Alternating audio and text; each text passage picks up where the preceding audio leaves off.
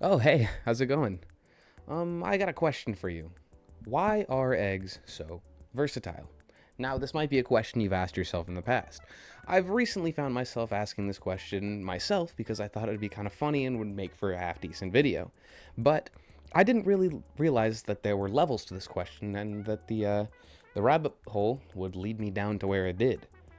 This topic was not exactly my main focus of this project. This project was supposed to be about the versatility of eggs, then it slowly turned more into a project about what I find cool about eggs.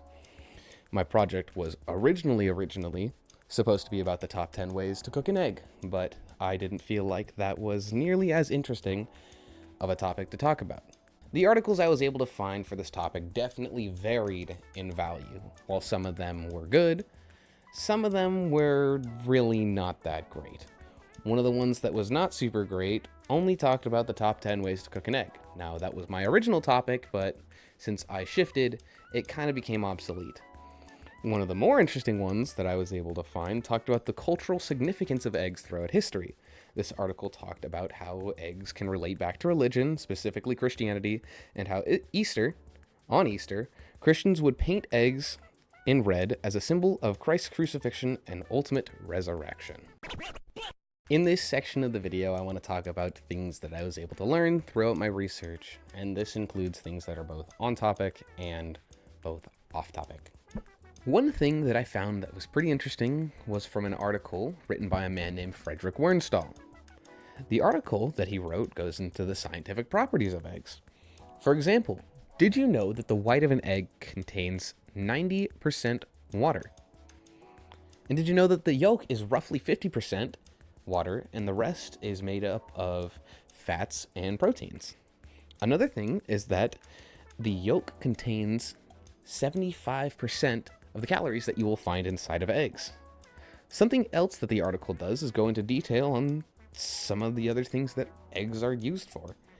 The article also includes several sections in it about how to fry an egg, why egg whites foam, and other sections on how to properly cook / prepare eggs of different types, and how different ways of cooking affect the eggs. I find it genuinely crazy that there are so many different ways to cook eggs. The sky is really the limit when it comes to what you can make with them. Let's start off with something simple: scrambled eggs. Everyone knows scrambled eggs. They're a staple of breakfast in America, and they're just super popular overall. They're also super easy to make, so most anyone competent can make them.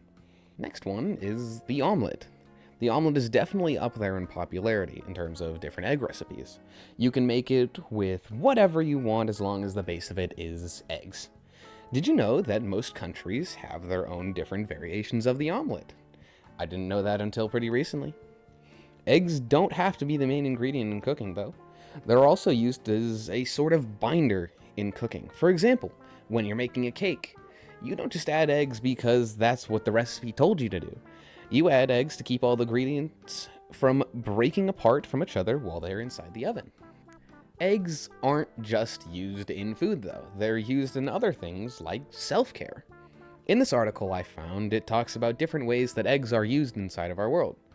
One of those ways being that some people use eggs as a hair conditioner or as an anti-aging face cleanser.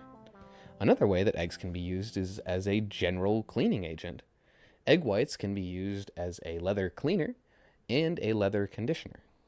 Now, this part of my video was originally not part of my script, and it's in here primarily because my mom really just wanted me to talk about deviled eggs.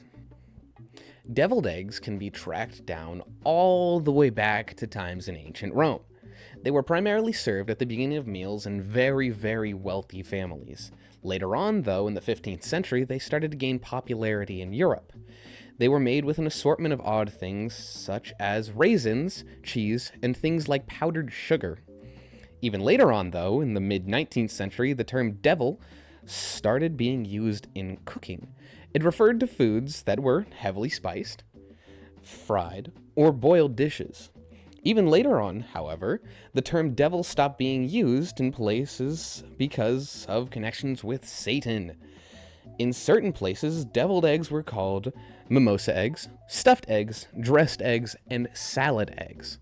In today's day and age, deviled eggs are a very popular side dish at family gatherings and other events. Now, all in all, I feel like this was a pretty decent topic for me to talk about. Are there better topics out there? 100%. But I feel like this topic was genuinely one of the most interesting things I've got to research and to make a video about. I wasn't expecting to learn what I was able to learn, and I definitely wasn't expecting to learn as much as I was able to. So this brings me to the conclusion of my video. I hope you enjoyed watching, and thank you.